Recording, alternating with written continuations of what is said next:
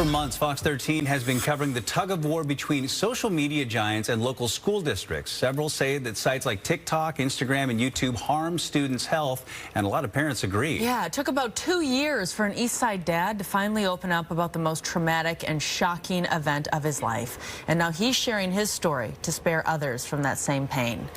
Fox 13's Hannah Kim spoke with him more about the dangerous online challenge that took the life of his 13-year-old son.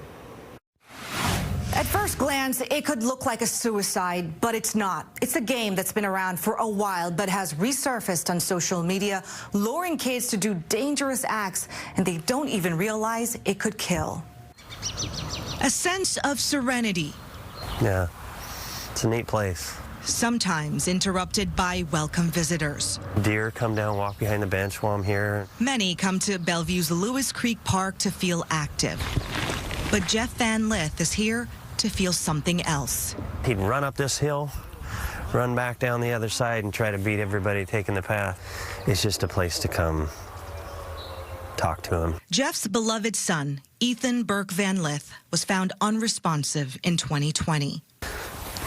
I found myself doing CPR on him. Well, his brother had to call 911. And I was just, it was an absolute shock. The day of his death, Ethan was Ethan. Joyful, positive, fun. He asked his dad to go out on the water that day. He asked me, hey, Dad, when you get off work, can we take the wave runner out on Lake Washington? I was like, sure. I'll be home in 2 hours. We'll take it out. Within those 2 hours, Jeff says Ethan tried the choking game, also known as the blackout challenge. Within that 2 hours, he chose to try something that he heard about and expected to walk out. 10 minutes later, he just didn't. He says he had never heard about the choking game, but Jeff says the detectives who showed up did. The first thing they said was, this is not what you think it was. And Jeff is far from alone. He now belongs to a private group with dozens of parents across the world who say they've lost children to the choking game. Whether it's the, choking game or the, Benadryl challenge or any of these things you see on social media, I mean, something needs to be done about it. He and other parents are desperately fighting for Congress to pass the Kids Online Safety Act, or KOSA. Their minds aren't developed enough to make a good conscious decision on something life-threatening. If it can happen to Ethan, it can happen to anybody. And why do you say that? Because he was just such a sound kid.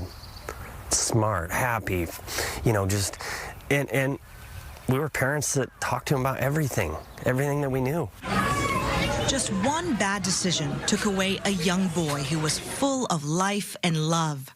A straight-A student who also excelled in sports. There's a lot of families sitting at home right now that don't know about it, and now they're going to see it. And if even one of those people talk to their kids, maybe they don't end up the same. Come June, marking Ethan's birthday, Jeff will be back here on this little hill. On his birthday and things like that, we always let balloons up in the air here. Where this special bench sits, dedicated to Ethan, who is forever 13. In loving memory of Ethan Burke Van Lith, 2007 to 2020, a beloved son, brother, friend, a beautiful boy who will always be the light of our lives. Jeff Van Lith is among a small army of parents who say they will continue to push for the Kids Online Safety Act. KOSA would require social media companies to give parents more control. Algorithms would be changed so kids are not fed harmful content.